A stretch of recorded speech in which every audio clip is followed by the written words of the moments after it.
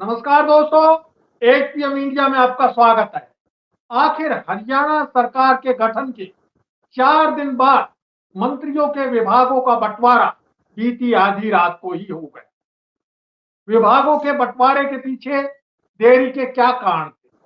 मुख्यमंत्री नायब सैनी ने शपथ ग्रहण के साथ ही 25,000 युवाओं की भर्ती की सूची जारी करवाकर नया नैरेटिव गढ़ने की कोशिश की। इसी तरह महम के पूर्व विधायक बलराज कुंडू ने चुनाव में हार के बाद क्षेत्र की लड़कियों के लिए चलाई जा रही फ्री बस सेवा बंद कर दी। मुख्यमंत्री ने तत्काल महम में लड़कियों के लिए 20 बसें चलाने की घोषणा कर दी। इन सबसे बड़ा फैसला मुख्यमंत्री ने एससी एसटी के लिए सरकारी नौकरियों में कोटे का प्रावधान लागू करने का निर्णय लिया है। इसके दुर्गामी परिणाम होंगे, जबकि केंद्र की एनडीए सरकार ने सुप्रीम कोर्ट के कोटे की व्यवस्था करने के निर्देश का विरोध किया है। इसके अतिरिक्त पराली जलाने वाले किसानों पर सख्ती बरतने के लिए जुर्माना लगाने और गिरफ्तार करने के साथ साथ 2 साल तक आरोपी किसान को मंडियों में एमएसपी पर फसल बेचने पर रोक लगा दी। इन तमाम फैसलों पर चर्चा के लिए हमारे साथ मौजूद है वरिष्ठ पत्रकार केबी पंडित, नरेश चौहान और राजनीतिक चिंतक डॉक्टर चतर सिंह। आप तीनों साथियों का एक पीएम इंडिया के मंच पर स्वागत है। पंडित जी, आखिर हरियाणा की नई सरकार बनने के 4 दिन बाद आधी रात को मंत्रियों के विभागों का बंटवारा कर दिया गया। ये आधी रात को मंत्रियों के विभागों के पीछे की कहानी क्या है? सारी कार्रवाई दिल्ली में केंद्रीय नेताओं की देखरेख में संपन्न हुई। क्या विभागों को लेकर ज्यादा मारामारी हो रही थी? देखो, इसमें ऐसा है कि जब कैबिनेट फॉर्मेशन होता है तो ये पूरा प्रोरोगेटिव मुख्यमंत्री का होता है, लेकिन ऐसी स्थापित परंपरा रही है वो पार्टी हाईकमांड से पूछ कर मंत्रियों की नियुक्ति करते हैं, चाहे कांग्रेस हो, चाहे बीजेपी हो, चाहे और पार्टी हो, सिस्टम है ये जी। तो उन्होंने वो डिस्कस करने के लिए दिल्ली चले गए। उनके साथ बड़ी घटना ये घटी, वो दिल्ली गए उस दिन उन्होंने दिन में ऑर्डर करे होंगे जी आर के खुल्लर साहब के special principal secretary to CM ji. उनके अपॉइंटमेंट लेटर में एक लाइन जोड़ी, इनका जो दर्जा जो है कैबिनेट रैंक का होगा। वो बात अनिल भी जो दूसरे मंत्री के विभाग आधी रात को क्यों बांटे गए? क्या दिक्कत थी? मैं ये क्या दिन क्यों तक गए विभाग चलो चलो मैं करता हूँ। खुल्लर वाली बात के आज के बाद खुल्लर के अपॉइंटमेंट में डिस्कस कर, जब सेंटर में डिस्कस करके ये आए जी, तो आते ही इन्होंने अपने ऑफिस पहुंचे और उसी समय ऑर्डर जारी कर दिए। गवर्नर के यहाँ गए होंगे तो फिर गवर्नर के यहाँ भी थोड़ा बहुत टाइम लगता, फिर गवर्नर से वापिस आते हैं, फिर ये पब्लिक करते हैं उसका, तो उसमें डिले हो गया। डिले होने में दिक्कत ये है कि मुख्यमंत्री को हाईकमान से मौका नहीं मिला था बात करने का। और फिर एक चीज और भी है, इस मंत्रालयों के जो बटन हुआ बांटा गया है, इसमें आदरणीय मनोहर लाल जी से भी सलाह ली गई। आपने देखा होगा उसमें समाचारों में, पहले ये धर्मेंद्र प्रधान से मिले, फिर वहाँ दूसरे थे वो उनसे डिस्कस किया, फिर आखिरी में मनोहर लाल जी डिस्कस किया, उसके बाद ये चंडीगढ़ आए। तो चंडीगढ़ में जब आए नहीं आ रहा आधी रात को क्यों, और वो भी 4 दिन लगे। देखो, इसमें मेन चीज ये थी, जब ये ऑलरेडी डिले हुआ शपथ ग्रहण समारोह, तो इनके माइंड में ये होना चाहिए था कौन कौन मंत्री को क्या देना है। मेरे ख्याल में शाम तक डिक्लेयर भी कर देना चाहिए था। एक दिन का नहीं, 4-5 दिन शपथ ग्रहण भी लेट हुआ, याद रखो आप, और 4 दिन इसमें लेट कर दिए।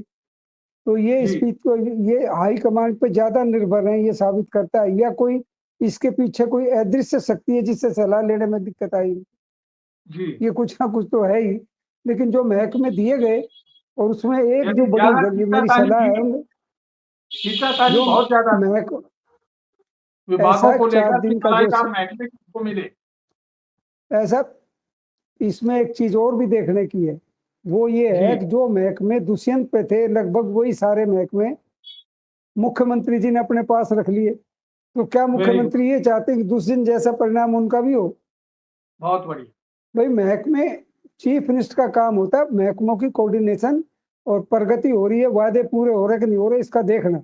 सारे महकमे अपने पास ही रखेंगे तो उसमें उलझे रहेंगे। बाकी मंत्री पैदल तो कर दिए। सारे सारे चुनौतीपूर्ण महकमे, हमें मेरी मुख्यमंत्री सलाह ये है, अगर आप काम को और कामयाब होना चाहते हैं और एक रिजल्ट देना चाहते हैं तो वो रिजल्ट के लिए ये जरूरी है कि महकमे सब दे दें और औरों से काम लेके दिखाएं। आपके पास अभी चौहान साहब काफी देर से इंतजार कर रहे हैं। चौहान साहब से एक प्रतिक्रिया लेते हैं।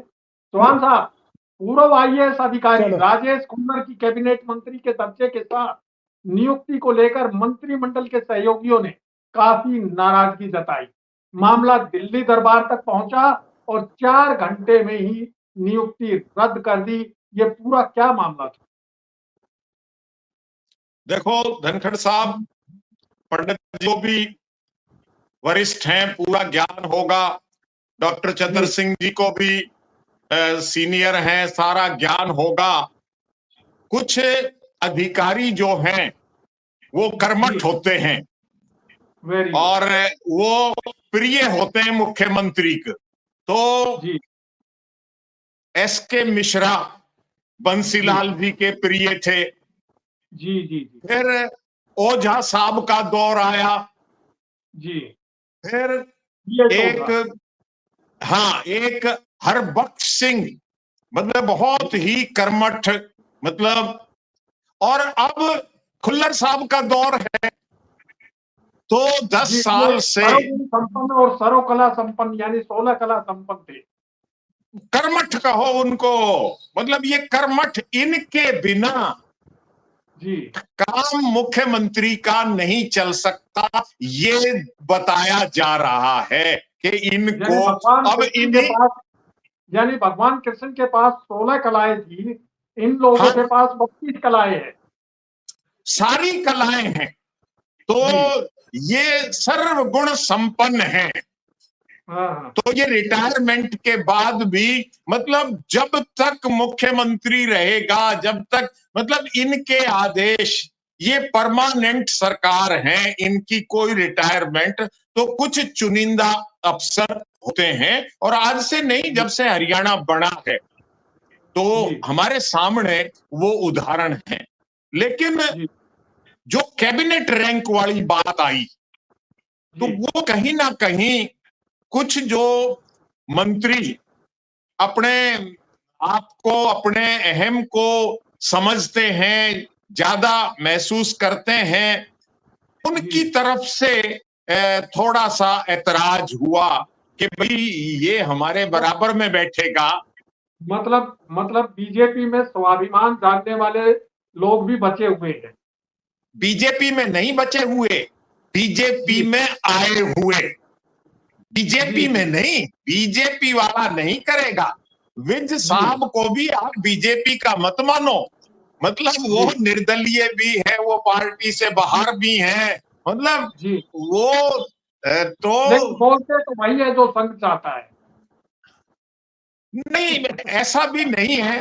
वो तो मुख्यमंत्री भी बनना चाह रहे थे, ऐसा मत कहो कि जो चाहते हैं वही होता है। अब मुख्यमंत्री के सवाल पर भी आएंगे। पंडित जी, आप एक बार बताइए कि खुल्लर साहब को, क्या खुल्लर साहब इतने बड़े अधिकारी हैं? मैं तो जब रोहतक में पत्रकारिता करता था तो राजेश खुल्लर ने कहा था कि महात्मा गांधी आ गया, गाली दी थी, एक और ये आ गया। यानी जो अधिकारी ये नहीं जानता कि महात्मा गांधी कौन है, वो अधिकारी इतना लोकप्रिय है, इतना सर्वप्रिय है कि पहले खट्टर साहब 10 साल तक सिर आंखों पर रखा, अब नायब सैनी भी पलकों पर बैठा रहे थे। क्या कहेंगे? देखो ऐसा है जी, जो अधिकारी जो होता है, रिटायर्ड हो गया, वो IAS था, वो आदरणीय मनोहर लाल जी का भी स्पेशल प्रिंसिपल सेक्रेटरी बने जी, और वो उनके प्रिय थे। उनको दोबारा ही अपॉइंटमेंट दी गई लेकिन इस बार उस अधिकारी के इतने हौसले बढ़ गए थे कि उन्होंने जो ड्राफ्ट बनवाया, चीफ सेक्रेटरी बनाता है मुख्यमंत्री की सहमति से, तो चीफ सेक्रेटरी ने उसमें एक लाइन और डाल दी, आकार के खुदर स्पेशल प्रिंसिपल सेक्रेटरी सीएम तो होंगे ही, लेकिन उनका रैंक कैबिनेट का होगा। उसी पे ऐतराज हो गया। ऐतराज का विरोध ये 2 घंटे बाद सरकार ने ये ऑर्डर वापस लेने पड़े और अभी तक फ्रेश ऑर्डर जारी नहीं हुए हैं। और मुझे लगता है कि जब भी फ्रेश ऑर्डर जारी होंगे तो ये लाइन का ये शब्द उससे हटाने पड़ेंगे अपॉइंटमेंट लेटर से, और नहीं हटाए तो कंट्रोवर्सी खड़ी होगी। ये शुरुआत कर दी। लेकिन एक चीज और है, जैसे ही ये मामला हुआ, जितने अधिकारी खुश थे उनके बढ़ने से, उतने अधिकारी सेक्रेटरिएट में नाराज भी बताए जाते हैं। उनकी जो काम करने का तरीका है, उस तरीके में अब वो बदले हुए हैं पहले से। अब वो सख्ती से काम लेते हैं, तुरंत भेजो ये ऑर्डर, ऐसे कर दो, ऐसे कर दो। चुनाव में तो वो आधे अधिकारी नाराज भी थे उनके व्यवहार से। लेकिन सरकार को मैं ये कह रहा हूँ कि ये गलतियां होती तो हो गई। ये गलतियां भी इसलिए हुई हैं कि मुख्यमंत्री स्ट्रॉन्ग नहीं है। याद रखो, जो स्ट्रॉन्ग होता तो उसकी मर्जी के बिना कोई लाइन ऐड हट नहीं सकती। लेकिन जब अधिकारी को ये कॉन्फिडेंस जो लिख के दे दिया, पास हो गया, ऑर्डर तो जारी हो ही गए थे, बाद में विरोध होगा, वापस हुए हैं, याद रखो ये। तो वो ऑर्डर वापस हुए, सरकार की बड़ी किरकिरी हुई, आदरणीय खुदर साहब की किरकिरी हुई, और फिर वो नए ऑर्डर के लिए तलाश में है। वो कब जारी करें, कैसे जारी करें, ये देखने की बात है अभी तक। लेकिन ये स्थापित परंपरा नहीं थी, क्योंकि कोई भी राजनेता हो अपने समकक्ष नहीं चाहता। उनका तर्क ये था कि ये हमारे साथ बैठेगा, तो जो राज्य मंत्री उनकी क्या हैसियत होगी, कैबिनेट रैंक का बैठेगा, स्वाभाविक है उसके नीचे आते हैं।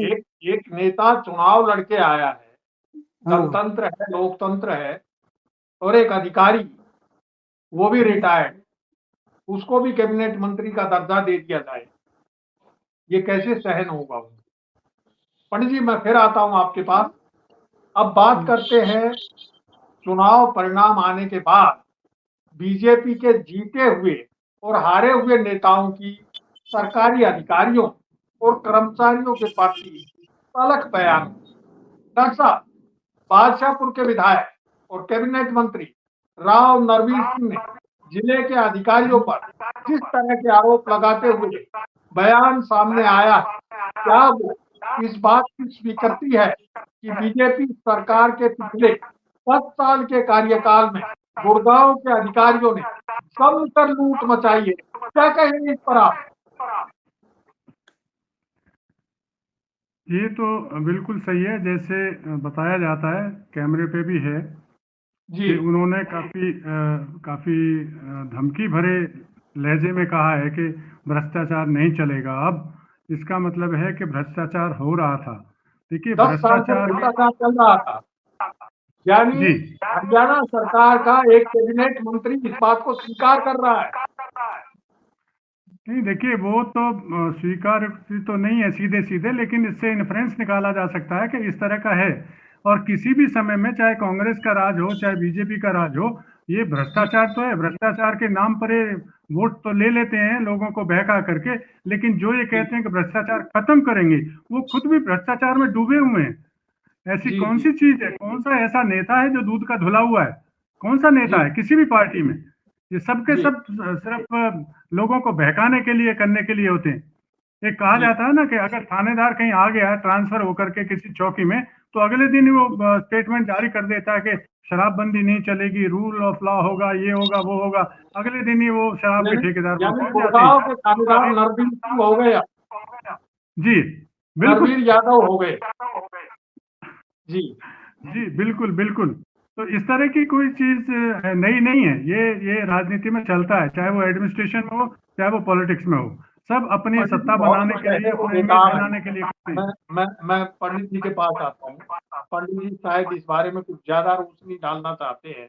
पंडित जी, राव नरवीर की तरह कैबिनेट मंत्री रणबीर गंगवा, मंत्री महिपाल ढांडा, पूर्व मंत्री कमलेश ढांडा और बहादुरगढ़ से बीजेपी के हारे हुए उम्मीदवार दिनेश कौशिक खुलेआम अधिकारियों को उनके कार्यकर्ताओं के चालान नहीं काटने की धमकी दे रहे हैं। ये हार की खींच है या अनुशासित कहलाने वाली पार्टी के नेतृत्व की पकड़ कमजोर हो रही? देखो, ये तो इस पे एक लेटेस्ट कहानी बता देता हूँ। अभी आज आदरणीय अनिल विज जी अंबाला के बस स्टैंड पे पहुंचे। दुकानदारों ने लंबे लंबे, जनता के जो यात्री उनके बैठने की जगह कम थी और उनका सामान लदा हुआ था, उनने सुपरवाइजर को सस्पेंड किया और ट्रांसपोर्ट के जो इंचार्ज हैं उसको कहा कि एक कमेटी करके जांच करो ये कैसे दुकानों पर अवैध कब्जे कर रखे हैं। और फिर वो उन्होंने सुपरवाइजर सस्पेंड, ये इंक्वायरी बैठा दी उसकी, और फिर बस में बैठ के दिल्ली गए। बसों का जायजा लेते हुए शाम को तक रिजल्ट आएगा, बस तुम दिल्ली में पहुंचते हुए बस अड्डों की क्या हाल देखा। मैं यहाँ अनिल विज को याद करवाना चाहता हूँ 3-4 चीजें। एक तो ये है यात्रियों के लिए जो आप ठेके देते हैं खाने के, वहाँ लूट मस्ती है, पीने का पानी नहीं मिलता, ठंडा पानी की बजाय ठंडे पेय पदार्थ की बोतल लेनी पड़ती है मजबूरी में बस अड्डों पर। अब गर्मी का टाइम आने वाला है, पहले तो ये करना चाहिए उनको, अब वहाँ मशीनें लगाएं ठंडे पानी की, निःशुल्क पानी यात्री ले सके। दूसरा, बाथरूम बहुत गंदे होते हैं, बाथरूमों की साफ सफाई हो। तीसरी चीज ये है, अब बीजेपी में जब ये शुरुआत हुई, ये आदरणीय नरवीर जी ने कहा, उससे बीजेपी के कार्यकर्ताओं का हौसला बढ़ा। कमलेश ढांडा ने रोब दिखाया, ये कर दूंगी वो कर दूंगी, और उससे बड़ा कमाल तो उसने कर दिया। किसने कर दिया? नरेश कौशिक है वहां का भाजपा का हारा हुआ भादलगढ़ का। नरेश कौशिक पूर्व विधायक है, उसी का भाई है दिनेश कौशिक। क्या नाम और बताया? हार गया है वो इस बार उसने ये धमकी दी, था, वो हार गया है। उसने ये धमकी दी। पूर्व विधायक नरेश कौशिक का भाई है दिनेश कौशिक। दिनेश कौशिक, चलो दिनेश होगा। उसने क्या धमकी दी ये सुनने की बात है। उन्होंने कहा अगर ये ट्रैफिक वाले हमारे बीजेपी के समर्थकों के चालान काट देते हैं हेलमेट को लेकर, तो क्या वो चाहता बिना हेलमेट के चले? बोला नहीं तो मैं बात दिखा दूंगा। कार्यकर्ताओं के सिर जो हैं वो हेलमेट से लेस हैं पहले ही, यानी उनको प्रकृति ने हेलमेट दे रखा है, इसलिए उनको जो है हेलमेट पहनने की जरूरत नहीं है। जैसे मोदी जी जो हैं वो बायोलॉजिकल पैदा नहीं हुए। हाँ नहीं, इसमें ये था, अब सरकार को चाहिए कि सब आदमी हर जगह धमकाने लगे तो कार्यकर्ताओं को इंसल्ट होने लग जाएगी। उनको चाहिए जिनकी कंप्लेंट है मांग ले, अगर इंक्वायरी करवा सस्पेंड करें, लेकिन सभ्य तरीका अपनाया जाए।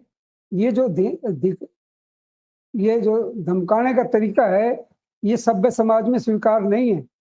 अब चाहे जो जिसी को कह दे अधिकारी नूर वो सर्टिफिकेट देने लग जा। ये नरवीर ने ये पता था कि करप्शन है तो कार्रवाई करके दिखाते जी, बजाय धमका जी मुझे पता चला ये चला। अरे पिछली सरकार भी तो जुबान बंद पिछली सरकार भी तो बीजेपी की थी करते हुए। भाई पिछली सरकार में आज मंत्री बनने के बाद बोल रहा है ये 10 साल तक चुप क्यों बैठा रहा? इतना बड़ा भ्रष्टाचार हो रहा था। सवाल मैं यही तो कह रहा हूँ कि अधिकार उसको किसने दे दिया? अब उनका मैं सहन नहीं करूंगा, यहाँ से चले जाएं, दिवाली तक फैसला कर लें और मैं तुम्हारे पैसे भी जमा करवाऊंगा जो बेईमानी के। ये अधिकार किसने दिया उसको? हौसले बढ़ा रखे हैं ये, अफरा तफरी का माहौल पैदा करेंगे कल को समाज में। इसलिए मुख्यमंत्री को चाहिए हाई कमान अपने कार्यकर्ताओं की लगाम कसने में कुछ छूट दे रहा है या ढील दे रहा है या नाकाम हो रहा है।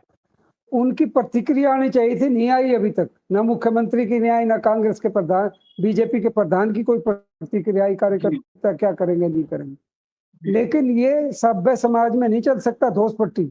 अब पब्लिकली अधिकारी को अपमानित करो फिर रिजल्ट चाहो, दोनों एक साथ नहीं चल सकते। या तो रिजल्ट ले लो या बेइज्जती कर लो। और गड़बड़ है तो कानून के अनुसार कान बैठो ना उसके। मुख्यमंत्री ने कहा था मैं चूड़े कस दूंगा, तो कस के दिखावे, सामने केस आ रहे हैं। बीजेपी के कार्यकर्ता, बीजेपी के पूर्व मंत्री रो रही है हमारी चल नहीं रही, हम ये कर देंगे वो कर देंगे। आपकी बात सही है कि कानून है, और कानून को कानून की तरह से लागू होना चाहिए। लेकिन जिस तरह के बीजेपी के हारे हुए नेता और जीते हुए नेता जिस तरह का व्यवहार कर रहे हैं और जिस तरह का बयान कर रहे हैं, ये निश्चित रूप से दुर्भाग्यपूर्ण है और ऐसे बयान देना नेताओं के लिए शोभनीय नहीं है। इनके खिलाफ निश्चित रूप से बीजेपी को कार्रवाई करनी चाहिए। मैं अब चौहान साहब जी का रुख करता हूं। चौहान साहब, राव इंद्रजीत और अनिल विज दोनों मुख्यमंत्री पद की दावेदारी कर रहे थे, लेकिन जब मुख्यमंत्री का नाम फाइनल होना था तब दोनों सफाई देते नजर आए। क्या आरती राव को मंत्री बनवाना अहिरवाल की साथ न्याय हो गया? हमने पहले भी धनखड़ जी आपके प्रोग्राम में भी बाकी प्रोग्राम में भी कहा है कि राव इंद्रजीत सिंह का इलाके की बहबूदी से, इलाके की तरक्की से उससे कोई ज्यादा वास्ता नहीं। उनका तो की लॉन्चिंग, राजनीति में नई पीढ़ी को स्थापित करना और अच्छे ढंग से कैबिनेट रैंक दिलवा दिया पहले ही चुनाव में। और बस ये थोड़ा सा उनके टीस रहेगी मुख्यमंत्री से भी ज्यादा कि बेटी बड़ी मुश्किल से जीत पाई है। वो भी कहीं ना कहीं विवादों में है कि भाई चलो राज रह गई, जीत गई, वरना 14-15 राउंड तक, हाँ 14-15 राउंड अहिरवाल से कोई लेना देना नहीं, केवल संतुष्ट हैं बेटी बन जाए, इतना ही मामला है। और वो मुख्यमंत्री पद के कहीं से भी दावेदार नहीं है। वो तो पैरेलल था, एक पैरेलल प्रेशर था, वो पैरेलल प्रेशर था जो 14 में, 19 में, 24 में भी चाहा।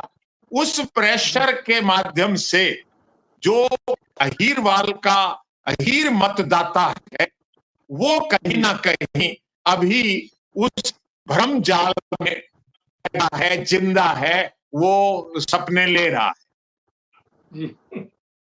यानी अहीर मतदाता अब कौन से सपने लेगा कि राव इंद्रजीत कब मुख्यमंत्री बनेंगे? नहीं, ये तो उन्हें भी पता है कि नहीं बनेंगे, ये तो उन्हें भी पता है कि नहीं बनेंगे, लेकिन एक नारा चल रहा है, एक बात चल रही है कि शायद कभी तो लहर आएगी, तो इस गीत को क्यों ना गुनगुनाते रहे। जी, यानी ऐसी कोई लहर आने वाली नहीं है, लेकिन हम गाते रहेंगे क्योंकि राजा साहब को मुख्यमंत्री बनाना है, यही एक भावना है। डॉक्टर साहब, मैं आपके पास आता हूं। महम के पूर्व विधायक बलराज कुंडू के चुनाव में हारने के बाद छात्राओं के लिए चलाई जा रही फ्री बस सेवा बंद करने से मुख्यमंत्री ने क्षेत्र में छात्राओं के लिए 20 बसें चलाने की घोषणा कर। इसे आप किस तरह से देखते हैं? क्या मुख्यमंत्री की जिम्मेदारी पूरे राज्य में कि छात्राओं या पूरे राज्य के लोगों के प्रति नहीं है? ये कुंडू का वैसे तो ये निर्णय भी सही नहीं माना जा सकता, और वहाँ पे जो 24वीं पंचायत है उसने भी कहा है कि इस तरह की चीज़ ठीक नहीं है। तो जो इस पर्पज से लेकर के चुनाव लड़ते हैं कि हम थोड़ी सिंपैथी ले लें कि लड़कियों के लिए हमने किया है। इसी तरह से लाडवा में भी एक सज्जन हैं अभी भी, उन्होंने निःशुल्क भोजन या 5 रुपए में खाना, इस तरह का भोजनालय शुरू किए थे पूरे कॉन्स्टिट्यूंसी में, और जिस दिन वो हारे उसी दिन उन्होंने बंद कर दिया, वो सारे भोजनालयों में ताला लगा दिया। तो जो स्वार्थ की भावना से इस तरह का काम करते हैं, के नाम पे भी राजनीतिक लोग रिश्वत देते हैं वोटर को, जनता को। जी बिल्कुल। तो ये तो उनकी अपनी भावना है, किस लिए करते हैं किस लिए नहीं सामने आ जाएगा और आ गया है। लेकिन जो बात आप कह रहे हैं कि वहाँ सरकार ने बसें लगाने का काम शुरू किया है, तो अगर वहाँ बसें लगा सकते हैं तो जहाँ और भी पूरे प्रदेश में, जहाँ रेवाड़ी में चौहान साहब अच्छी तरह से जानते हैं, रेवाड़ी के इलाके में वहाँ जो बच्चियाँ थी किस तरह से रेवाड़ उनको के इलाके में, धरना देना रेवाड़ी पड़ा के था इलाके स्कूल की में लड़कियों। कौन सा इलाका ऐसा है जहाँ बसें पूरी है? कोई भी इलाका हरियाणा का ऐसा नहीं है जहाँ बसें पूरी है। बसों की तो हरियाणा रोडवेज में वैसे ही कमी है। नहीं, वो जो छोटे छोटे रूट्स पे जो प्राइवेट बसें चलाई गई हैं या जो अंडर कॉन्ट्रैक्ट हैं, उनमें भी नहीं है, उनमें बच्चों को नहीं बिठाया जाता है, क्योंकि बच्चों को तो बिल्कुल नहीं पास बैठाया ऑर्डर्स होते हैं। वहां पे लड़कियों के लिए तो बहुत ही बुरी हालत है। तो प्राइवेट इसलिए ये बसों में तो जिन जिन बुजुर्गों को फ्री पास दे रखे हरियाणा सरकार ने, हाफ कंसेशन के पास दे रखे हैं, उनको भी नहीं बैठाया जाता। प्राइवेट नहीं बसों में बिठाया। मना कर देते हैं। जी बिल्कुल बिल्कुल। तो सरकार को चाहिए, अगर वो वहाँ मुहिम में चलाते हैं तो पूरे प्रदेश में भी इस तरह का सोच एक रोड मैप बनना चाहिए कि जहाँ जहाँ पर्टिकुलरली जो स्टूडेंट्स हैं, लड़कियां हैं खास तौर पे, जहाँ जहाँ जी वो जाते हैं एजुकेशनल इंस्टीट्यूशंस में, उनके गांवों से लेकर के और वहाँ तक चलाना चाहिए। एक मैं उदाहरण देना चाहूँगा मध्य प्रदेश का, वहाँ पे भी बीजेपी गवर्नमेंट है। वहाँ पे जी जो स्कूल्स हैं जिनमें संख्या बहुत कम थी, उन स्कूलों को बंद करके बड़े स्कूल्स बनाए गए हैं, और गांवों से उस बड़े स्कूल तक जहाँ पे बहुत बड़ा एरिया है, जहाँ पे 400-500 बच्चे पढ़ सकते हैं, 40-50 टीचर्स हैं वहाँ पे, तो छोटे छोटे जो स्कूल जिसमें 2 टीचर थे या 15 बच्चे थे, वो बंद करके वहाँ उन गांवों से बसें चलाई गई हैं, ताकि उन बच्चों को ले जा करके जो अच्छे स्कूल बनाए गए हैं, उन मॉडर्न स्कूल्स में जा करके वो शिक्षा ग्रहण कर सकें। और वो बच्चों को मुफ्त बसें उपलब्ध कराई गई हैं, कंसेशन रेट पर भी उनको जो एजुकेशनल इंस्टीट्यूशन है उसमें दाखिला कराया गया है।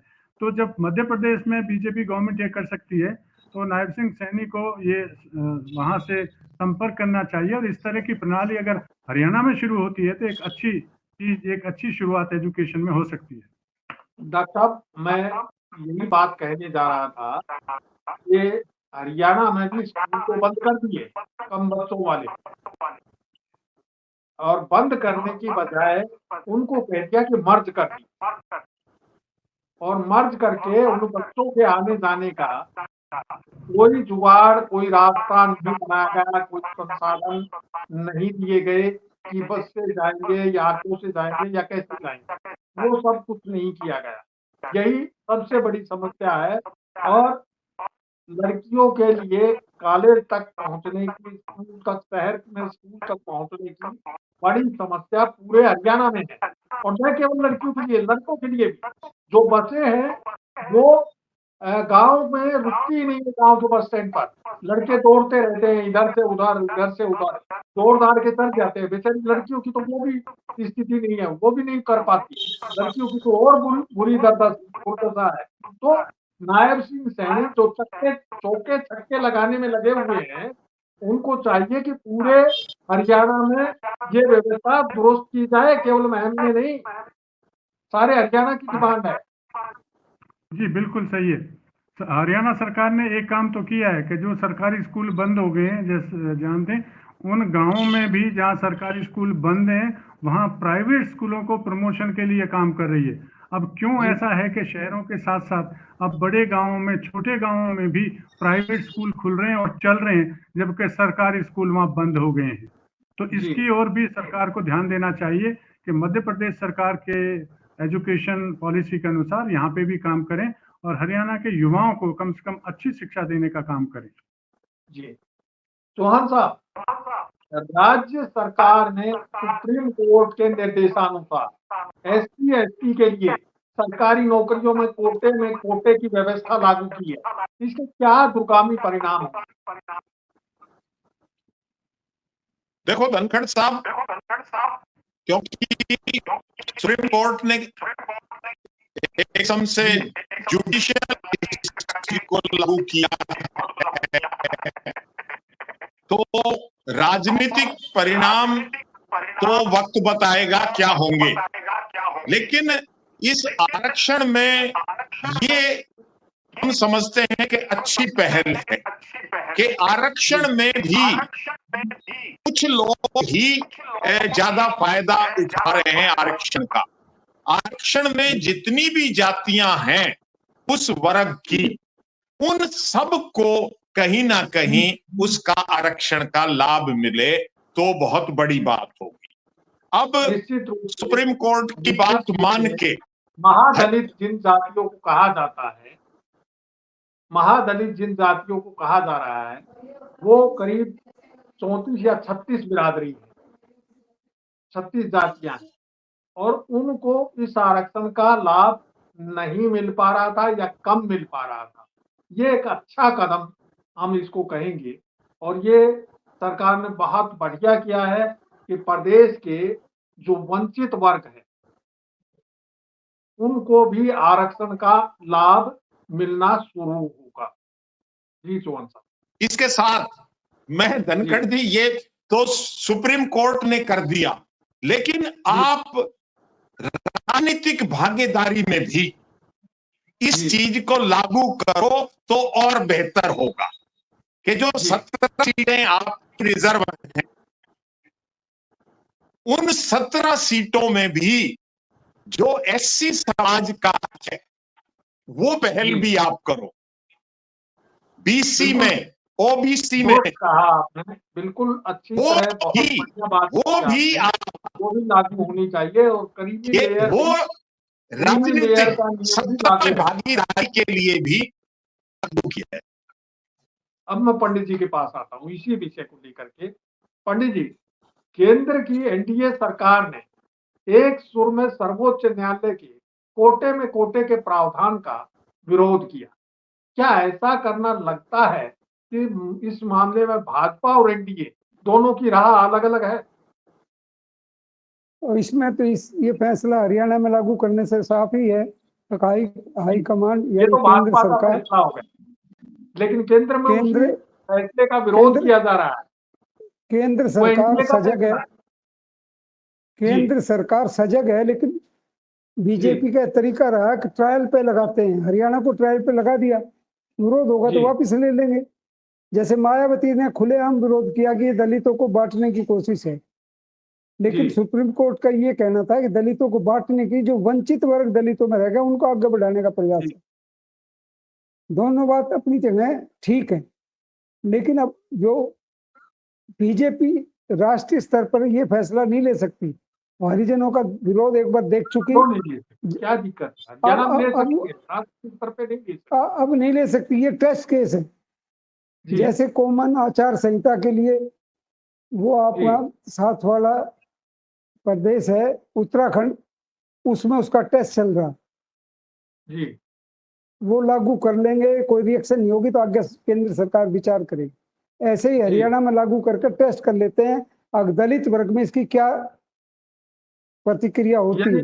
अगर ज्यादा हुई तो टेस्ट है, एक प्रयोग, ज्यादा प्रतिक्रिया होगा वापिस हट जाएंगे। ठीक होगी तो फैसला तो ठीक था ही सुप्रीम कोर्ट का, किसी भी सूरत में सुप्रीम कोर्ट के फैसले को गलत नहीं माना जा सकता, लेकिन सुप्रीम कोर्ट की बात लागू करने में अभी उसको साथियों के छिटकने का खतरा भी है, क्योंकि बीजेपी के पास बहुमत नहीं है, एनडीए के साथियों के दूर हटने का भी खतरा है। अभी तो आप ऐसा है, कोई भी सरकार है जब बनती है तो मुख्यमंत्री के पास मंत्री के अलावा 300 पोस्ट ऐसी हैं जो लाभकारी हो सकती हैं, अट्रैक्टिव। उसमें से 50 तो बोर्ड निगम होते हैं जिनके चेयरमैन मेंबर बनाए जाते हैं। तो अभी तो ये रेवड़ियां और बांटेंगे, अपने ये विधायक जो रह गए वंचित या वो रह गए उनको मंत्री का दर्जा देकर वो चेयरमैन बना देंगे। जी, ठाट से रहो, कोठी मिलेगी, कार मिलेगी, ड्राइवर मिलेगा, ऑफिस मिलेगा, पीए मिलेगा। तो ये जो सुविधाएं मिलेंगी सारी वो चेयरमैन को देने की तैयारी में चल रही है, लिस्ट बन रही है उस तरह की, और किस किस को कहाँ एडजस्ट किया जाए। और फिर एजुकेशन में तो उन्होंने एक चीज करी दी, अगर वीसी बनाना है तो वो पर्टिकुलर आरएसएस का आदमी हो जी, तो वो वहां भी एजुकेशन में परिवर्तन जो करना चाहते हैं वो कर रहे हैं, कोशिश कर रहे हैं। गीता भी पढ़ाई जाएगी, फिर कल ने बाइबल भी पढ़ाई जाएगी, फिर मुसलमानों की किताब भी पढ़ाई जाएगी। तो किस किस को कहाँ का, जब धर्म निरपेक्ष राज्य है, ना तो किसी को बढ़ावा देना ना प्रोत्साहन देना। अब सरकार को फैसला लेना है, लागू करवाना है। मुझे लगता है कि हरियाणा में इसकी प्रतिक्रिया देख लेंगे, और फिर वो अगर हरियाणा में पास हो गए, मुझे नहीं लगता पास होंगे जो आपने पॉलिटिकल लीडर्स भी नाराज हैं, नीचे वाले भी नाराज हैं, क्योंकि दलितों में भी वही ख्याल रखते हुए अब मैं आखिरी सवाल डॉक्टर सत्ता सिंह से करता हूँ।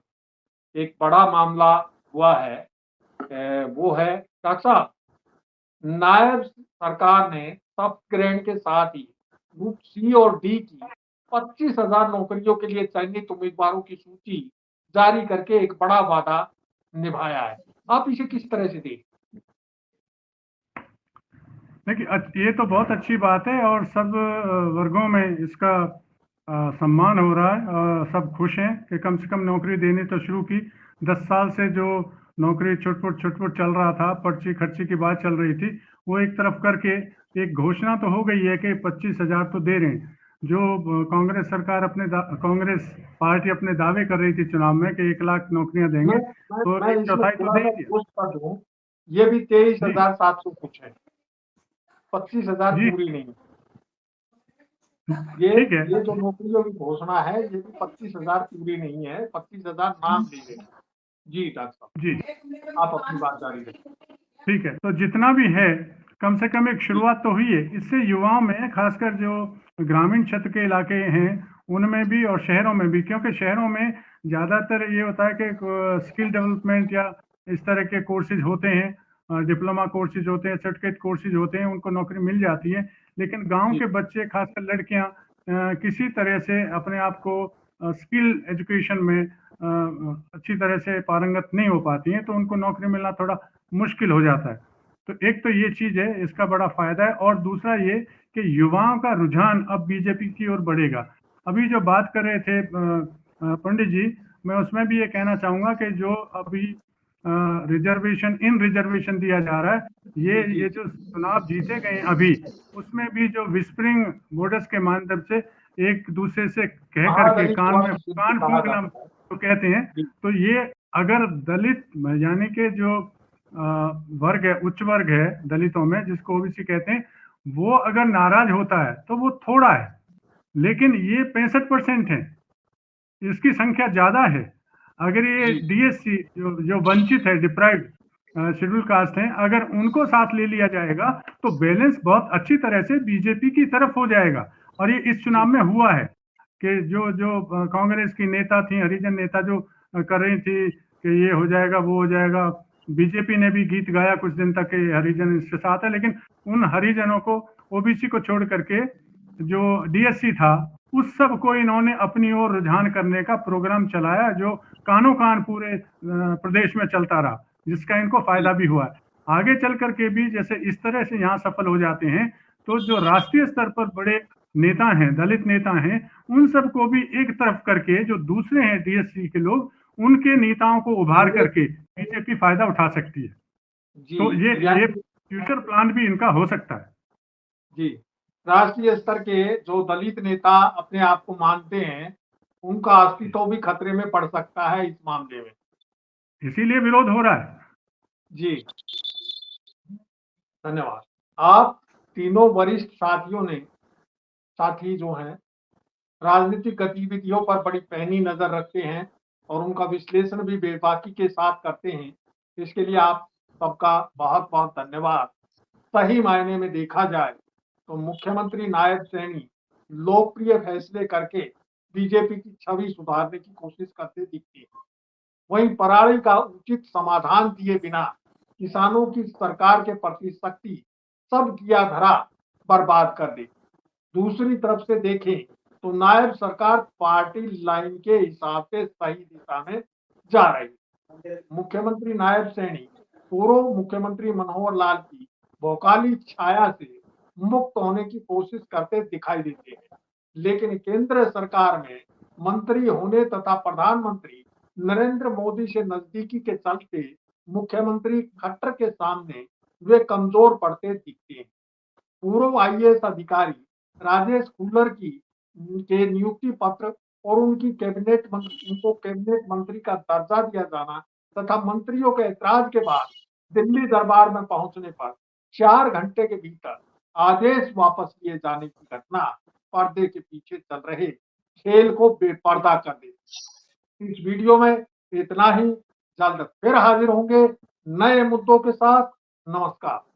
है।